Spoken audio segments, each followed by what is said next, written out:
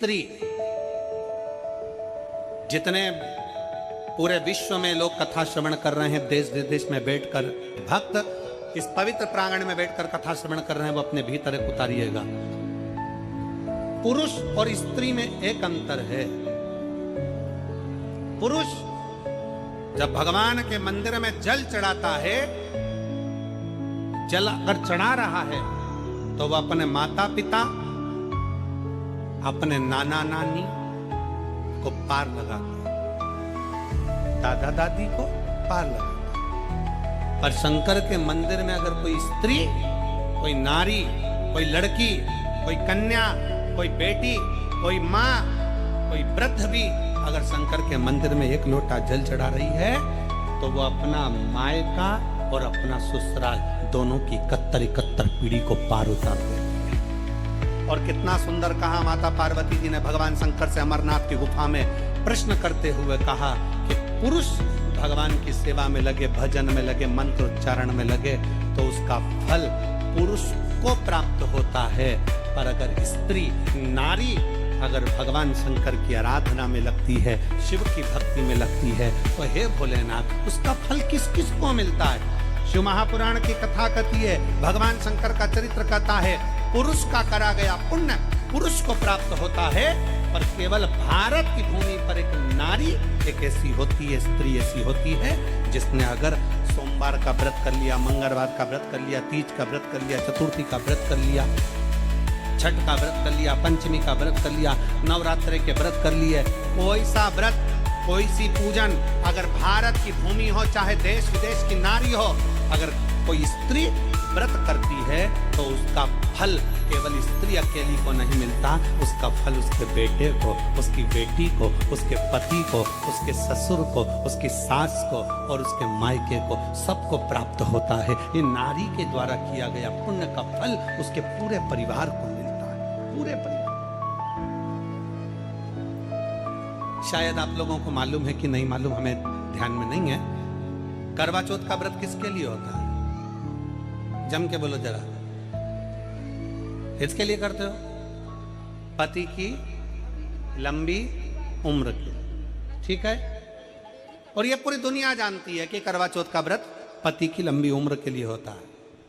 पर कभी मौका मिल जाए तो एक बार गणेश पुराण को पढ़िएगा, और गणेश पुराण में और देवी भागवत में दोनों में स्पष्ट वर्णन आता है कि अगर स्त्री चतुर्थी का व्रत करती है, चाहे वो करवा चौथ हो, चाहे बड़ी चतुर्थी हो, छोटी चतुर्थी हो, किसी भी चतुर्थी का व्रत अगर स्त्री करती है तो उसके पति का तो उम्र बढ़ता ही है, साथ में उसके पुत्र का वैभव भी बढ़ता है, उसके पुत्र का वैभव भी बढ़ता है, उसकी संतान का सुख भी बढ़ता है। तो कोई ये विचार ना करे कि करवा चौथ का व्रत केवल पति के लिए होता है। शिव महापुराण की कथा कहती है कि करवा चौथ का व्रत अगर स्त्री करती है तो पति की तो उम्र बढ़ती है, साथ में उसके बच्चों का वैभव भी बढ़ता है। कोई व्रत अगर स्त्री करती है, नवरात्रे का व्रत कर रही है, नवरात्रे में उपवास रख रही है, उसका फल सबको मिलता है, उसके पूरे घर को प्राप्त हो, पूर्ण घर।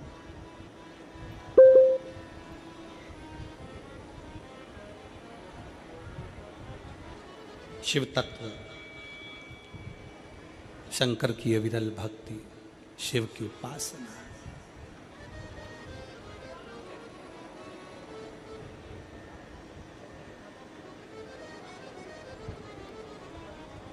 सेवा का क्रम बढ़े।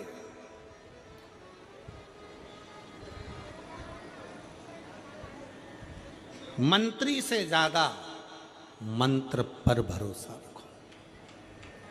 मंत्री से ज्यादा मंत्र पर भरोसा रखो, और संसार से ज्यादा मेरे महाकाल पर भरोसा रखो। मेरे महाकाल वो है आकाश। उन्होंने पूछा, गणेश जी फ्री कब रहते हैं? तो हमने कहा अब ये तुम्हारे ऊपर, हमको तो मालूम भी नहीं, हम तो अपॉइंटमेंट लिए भी नहीं उनसे, तो तुम्हें ज्यादा स्मरण। तो किन आप शंकर जी की कथा करते हो, आपको नहीं मालूम कि गणेश जी कब फ्री रहते हैं? हमने कहा गणेश जी फ्री रहने का केवल एक समय होता है, एक टाइम होता है, एक पल होता है, एक घड़ी होती है कि गणेश जी महाराज हमारे घर में आ गए, गणेश जी की सबसे पहली जो आरती हो, उस आरती के समय पर अगर धूप बत्ती जलाई जाए या गोबरी को जलाकर उसमें गूगल छोड़ी जाए और गूगल छोड़ने के बाद गणेश जी का नाम ध्रुम वर्ण कह दिया जाए, तो गणेश जी को तुम्हारे घर की पूजा स्वीकार करना पड़ती है। बस वो समय हम जानते, हम तो बस उतना जानते हैं कि शिव महापुराण में लिखा और मुद्गल पुराण में लिखा, गणेश पुराण में लिखा, गणेश जी का एक नाम होता है ध्रुम वर्ण। क्या नाम है? ध्रुम वर्ण गणेश जी का एक नाम होता है। जब हम धूप जलाकर और धूप लगाने के बाद में गणेश जी की सबसे पहली आरती करने के पहले अगर हम सबसे पहली आरती गणेश जी की कर रहे हो, अपने घर में स्थापना कर रहे हो, बिठा रहे हो, और तुम चाहते हो कि गणेश जी मेरे घर में आके मेरी पूजा को स्वीकार करें और जो मांगू मेरा गणेश मुझे दे 10 दिन के अंदर, तो पहला नाम लेकर पुकार लेना ध्रुम वर्ण विनायक, बैठो, बस काम हो गया। वो फिर ही होकर आता है, वो बैठता है, अलमस्तता में बैठता। अब वो हमसे पूछे समय क्या है, हमने कहा देखो हमारे को तो मालूम नहीं, बस इतना जरूर जानते हैं कि ध्रुम वर्ण नाम के मेरे विनायक, जो जिनके शरीर से भक्तों के ताप मिटाने के लिए अग्नि तेज निकलता रहता है, जिनके शरीर से धुएं की भांति अग्नि प्रकट होती रहती है। अग्नि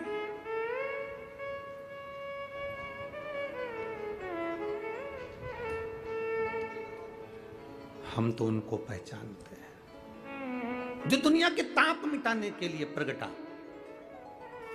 उनके शरीर से अग्नि धुआं तेज पुंज प्रकट हुआ। वो ध्रुम वर्ण विनायक साधारण, उसका केवल नाम उच्चारण कर कर भी अगर विराजित किया जाए, वो आया स्वीकार करेगा। 10 आप अभी तक बिठा लेते थे सिद्धि विनायक आओ, मयूरेश्वर आओ, भगवान को बल्लेश्वर पधारो, आपने बुलाया, आया वो, बैठा वो, ऐसा नहीं कि नहीं बैठा, पर हमें समय का भान नहीं हो पाया। हम किस समय पर भगवान को रिझाएं? परमात्मा को रिझाने का कोई समय होता है? भगवान को तो जब तुम्हारी मर्जी पड़ जाए, जब तुम्हारा दिल कर जाए, तब मेरे भगवान को रिझाने का प्रयास करो, वो तुम्हारे करीब में आकर बैठ जाएगा। जब तुम्हारा मन पड़े, जब तुम्हारी मर्जी पड़े।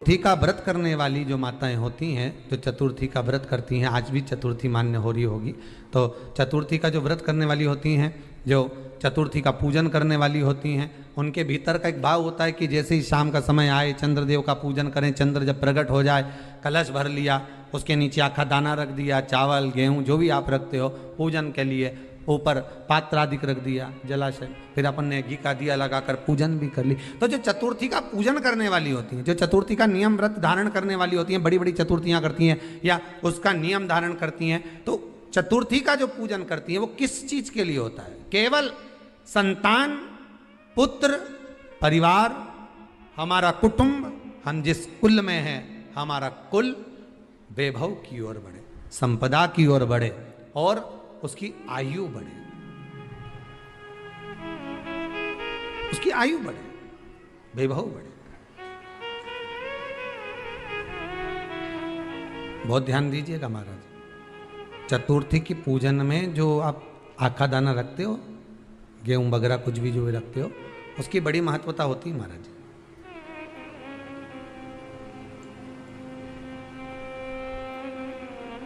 यहां तक कहा गया है, चतुर्थी की कथा तो आप लोग पढ़ते होंगे, जो लोग पढ़ते हैं उनको मालूम होगा, चतुर्थी की कथा में लिखा है,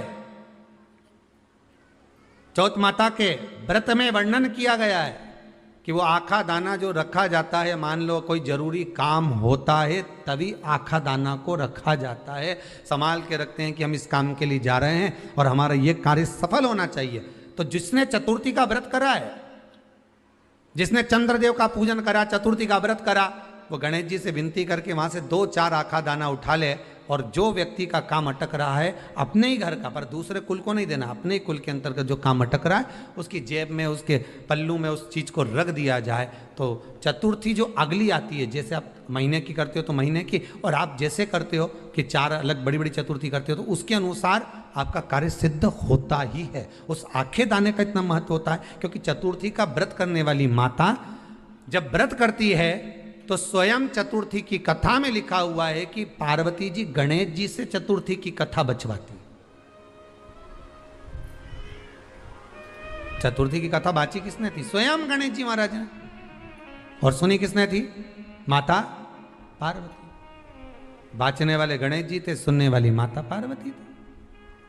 तो चतुर्थी की कथा जब होती है तो उसको स्वयं गणेश जी बाच रहे हैं। तो व्रत कौन सुन रही है? माता पार्वती। और आपने जो आखा दाना लिया वो गणेश जी के भाव से लिया, गणेश जी से निवेदन करके, विनय करके, प्रार्थना कर कर उसको प्राप्त किया, आपने उसको लिया।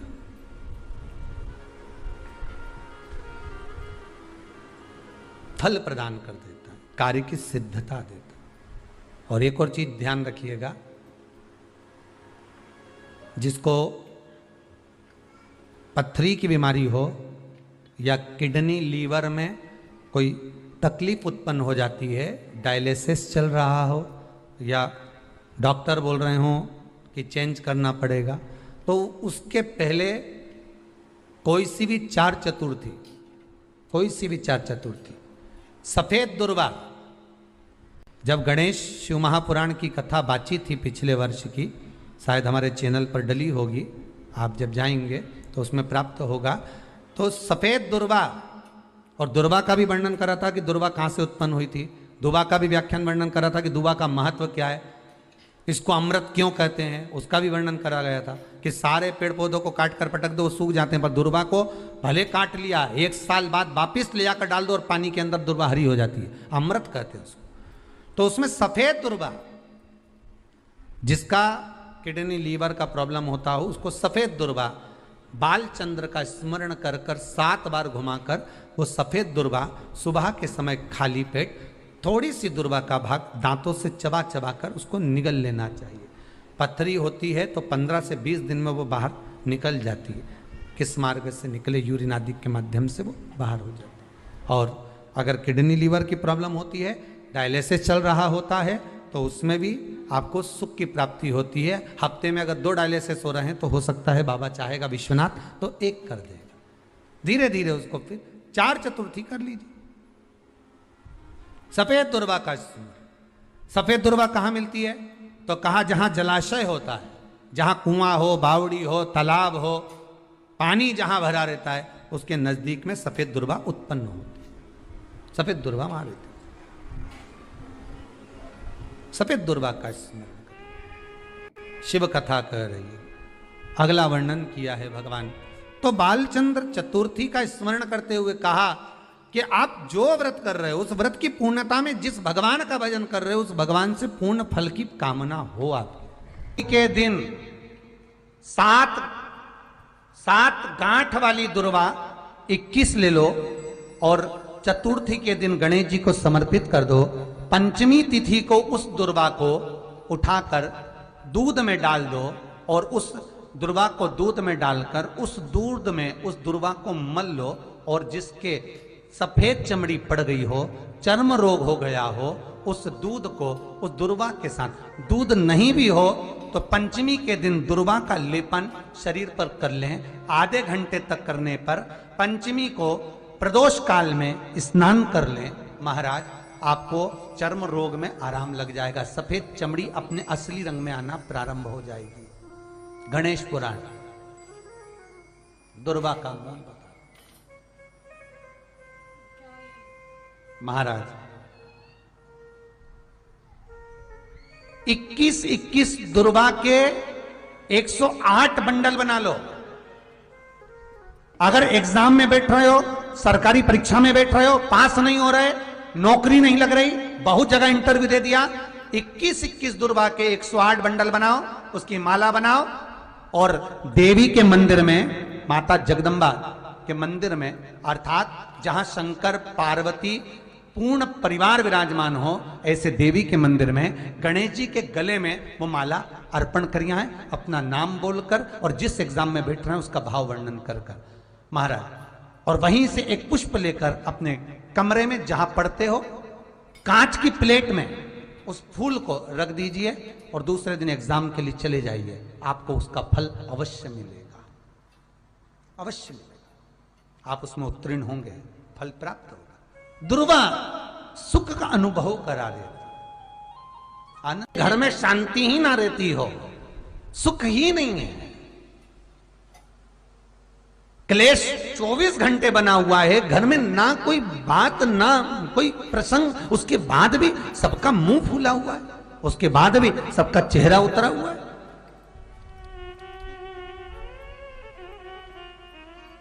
जिस घर में सुख और शांति ये दोनों चीजें नहीं हैं, वो निवेदन है लाल वस्त्र में लाल फूल रखकर उसमें थोड़ा धना, धना जानते हो वो खड़ा धना आता है, धना पाउडर नहीं, धना हरा धना, और 5 गोल सुपारी, जो गोल सुपारी होती है पूजन वाली सुपारी, 5 पूजन वाली सुपारी, 5 बेलपत्र इस लाल वस्त्र में रखकर घर के मध्य भाग में पूरे घर का केंद्र बिंदु मिला लो, पूरे घर का नाभि कोण मिला लो, पूरे घर का नाभि स्थल मध्य स्थल मिलाकर वहां पटे पर रखकर कुंकू चावल से पूजन कर कर उस पर 3 बार पानी को फेर कर भगवान श्री गणेश जी महाराज के मंदिर में बिना बोले जो रखकर आ जाता है, उसके घर में कभी क्लेश नहीं होता, सुख और शांति ये दोनों प्रवेश कर जाती है। भगवान शंकर का शिवलिंग बेलपत्री के पेड़ के नीचे बनाना, साथ में गोबर के विनायक बनाना, गोबर का गणेश, और गोबर का गणेश बनाकर एक छोटी सी पिंडी जैसी माता जगदम्बा के लिए एक ढेली रख देना गोबर की, महाराज मिट्टी या गोबर की। इन तीनों स्वरूप का पूजन आप करना बड़े प्रेम से, चंदन चंदन आदि अक्षत पुष्प समर्पित कर कर, कच्चा दूध तीनों पर चढ़ाना, दही तीनों पर चढ़ाना, शहद तीनों पर चढ़ाना, घी तीनों पर चढ़ाना, शक्कर तीनों पर चढ़ाना, पूजन कर कर एक इतना बड़ा लाल वस्त्र, लाल वस्त्र, उस लाल वस्त्र पर अपने हाथ के छापे बनाकर कामना कर कर कि हम पति पत्नी में कभी झगड़ा ना हो, प्रेम बढ़े, क्लेश ना हो, आनंद बढ़े, छापे लगाकर उस वस्त्र से उन मूर्तियों को ढाक देना, पूजन कर कर घी का दिया लगाकर ढाक दीजिए।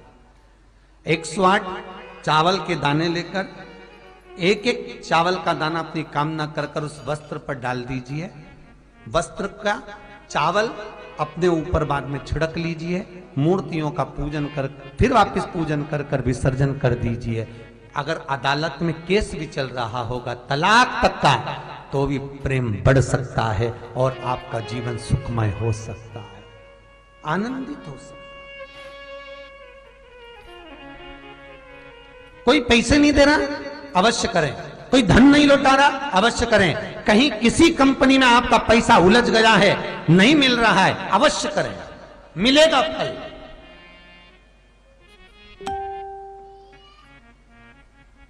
लाखों रुपए डूब रहे हैं, एक बार करने में क्या जाता है, निकल आएगा पैसा, कामना कर कर है दुर्वा। क्या प्रियता है? दुर्वा। कितनी दुर्वा गणेश जी को समर्पित करी जाती है? मात्र 5। कितनी? आज के जमाने में लोग गट्ठा बनाकर चढ़ा दें, वो अपनी जगह पर है। 5 दुर्वा पंचम इंद्रियों को वश में करने के लिए और भगवान के 5 जो स्वरूप हैं उनको अपने भीतर उतारने के लिए पंच दुर्वा। और दुर्वा में भी 3 गांठ।